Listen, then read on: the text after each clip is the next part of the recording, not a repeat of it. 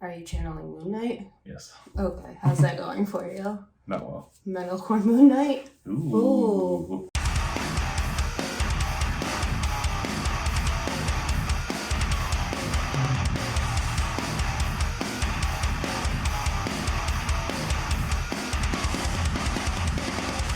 What's up, everyone, and welcome to Metalcore Nerds. I'm your host, Sean Mott, and we are coming live from Disney Resorts with my wife, Sam. What's up, nerds? So we're here to talk about the first 4 episodes of Moon Knight. I know most of you have seen the first episode of Moon Knight, but we were lucky enough to see an advanced screener of the first 4. 3.5 for me. Sam fell asleep during the 4th one. It was late. I'm old. What do you want from me? Nothing. You did just fine.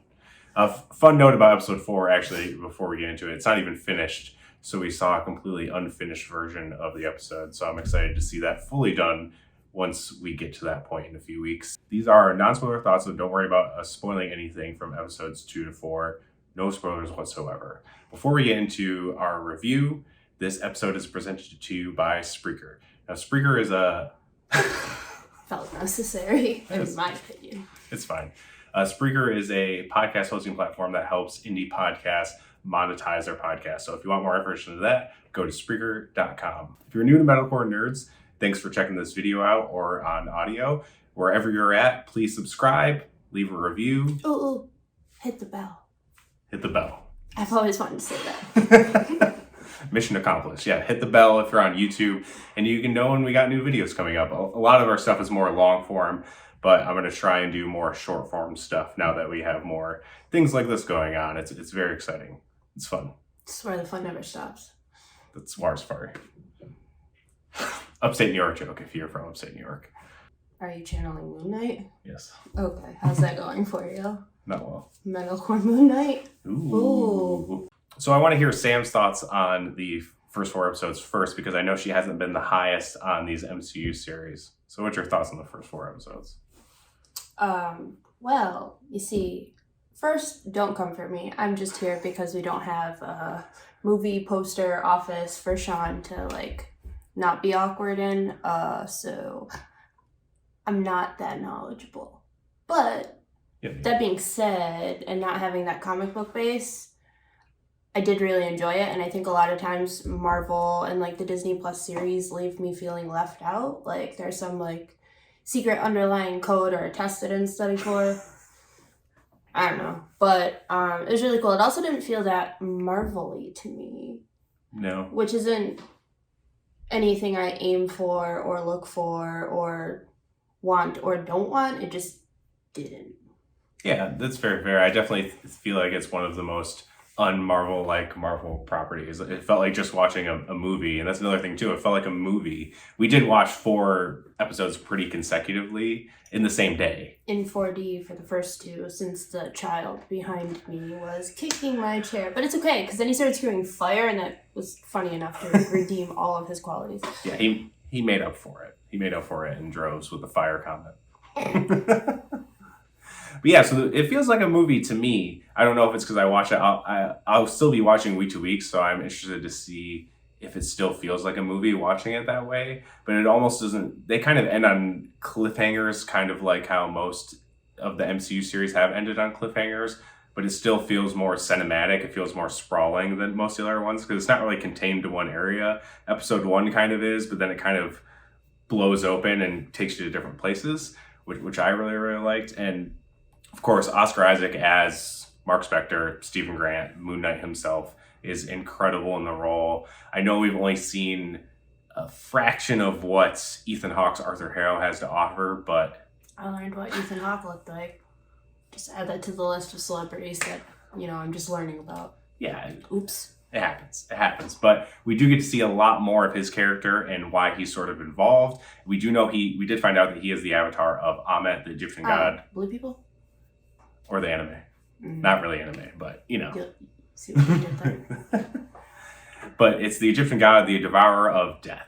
And we find out a lot more about his character in the next coming episodes that make him a lot more interesting than just a normal comic booky villain. And even the Arthur Harrow character from the comics is very short. He's from 1 issue, and he's some sort of weird scientist. Not the same at all. Not to be confused with Arrow, like I thought at first, for the first like 15 minutes. But again, we did listen to the first few episodes. We both had an AirPod in each ear watching it on our laptop. Or an iPod, or All whatever thing I like to call it. This isn't really doing well for my personality. I just sound like a 90-year-old with Alzheimer's. But No. that's my future. You get to take care of me. I will take care of you. That's fine. The actress who played Layla in a featurette described the show as Fight Club meets Indiana Jones. I think it's more of Mr. Robot and Legion, if anyone watched Legion on FX, meets... What was it? The Mummy? Oh, yeah. Meets the Mummy. You're welcome. There's the Egyptian See, thing. I listen to you when you talk. Thanks. There's the Egyptian thing, obviously, that's very similar to the Mummy, but it does feel more like that more than some sort of they're finding an artifact they need to steal for some reason. Has she been in anything else? Like big? Not that I looked up her really IMDb, familiar, but it wasn't really anything. I didn't even know Ethan Hawke, so. Yeah, that's fair. Yeah, I looked up her IMDb and I didn't see anything like worth that I've even seen, really, so I don't think so. No offense. I mean, she's great. She's great. Yeah, she's really good. I think she's a cool character. Yeah, you get to see a lot more of her, and there's a lot more involved with the story that you find out with her, too. And I know some people probably feel really bad for Stephen Grant or think he's a total dweeb, but he has a lot more to do in the upcoming episodes. He becomes much more valuable to, I guess, himself, because it's really multiple personalities of himself. Marvel out here trying to get our self-worth glow up going for each other. Okay, we see you. Yeah, and Khonshu's kind of been lingering in the background. We do get to see more of Khonshu, and don't worry if you guys are worried about Mark Spector. Mark Spector is the main person from the comics, main personality. Which I'm relieved, because the accent, it's not a bad accent by any means, but I was like, am I watching Fantastic Beasts? Is Newt Scamander gonna pop out? Like, I don't know. It was a lot just because you have seen him in other things and in Marvel.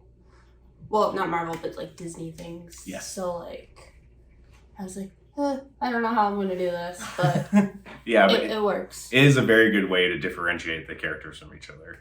So it makes it stupid people. Like me. Well, not stupid, just for anyone. I mean, anyone with multiple personalities, it's a good way to differentiate the two from each other. Well, it's cool too, because like after we were talking about it, like thinking about like, I think there's not many stories involving like DID. No. Well, it's, I think Split. Yeah, Split would probably be the main one. Which is weird because we also saw that in Florida. Yeah, that's true. Yeah, our first trip to Disney. Whoa. Thanks Disney Plus. Just paying it back. Yeah, we are paying it back to Disney Plus right now. And, well, Legion dealt with it, but it wasn't really DID. I think he was schizophrenic, which I believe is different, but it's kind of, a mental disorder. And it dealt with that, and that's a really, really cool show. And it's wacky. Like, that show is weird as hell. And so is the show. And it does get weirder. So if you're in for the weird, it keeps on going. The characters get much more fleshed out. But I don't say it gets like too crazy. I know episode 1 is very jarring. It's very, what the fuck is going on? Lots of questions do get answered, and it's less what the fuck as you go on, but then bigger looming questions get answered. And one thing I did notice is that there's... You have Disney's What If, and now you have Disney's and Marvel's What the Fuck. Yes. Brought to you by Metalcore Nuts. And I will say it doesn't have the mystery box like all the other MCU series has had. WandaVision was who's behind the Hex. Falcon Winter Soldier was who's the power broker. Loki was who's behind the TVA. And then Hawkeye was who's uncle. There's no any of that in this, which is I talked about this on the Hawkeye after show. If you want, you can check that out. Ooh, nice plug. Thank you. Is that every show seemed to have this mystery box, and that can get very old. And I'm glad that it doesn't have that. I think that's why I tune out of everything. It does become very tired. It's like the Marvel super equation. Yeah, and even with Hawkeye, I felt like it didn't need to happen, and it made the finale just feel very rushed. And if they just answered the question when they asked it immediately, then the show would have played out a lot better for Hawkeye specifically. But I'm glad we don't have it in this series. I would say right now, 2/3 of the way through, this could be one of my favorite Marvel series for sure. It was a very strong start. I know some people are kind It's of 100% the strongest start for me. I did like WandaVision, but Yeah. then I got bored. Oh, Don't come for me for that either. that's fine. A lot of people didn't like the finale. I watch cartoons. Yeah, we watched a lot of anime. Oh, one more thing about episode 4. If you're a fan of the comics, I'm not going to say what comic because I don't want to give it away. Something that happens in episode 4 takes a very wild turn, and you're going to be very stoked on it if you are a comic fan of Moon Knight. I'm going to be surprised with you because I'm old and can't stay up past 10 p.m. And we had to finish watching it.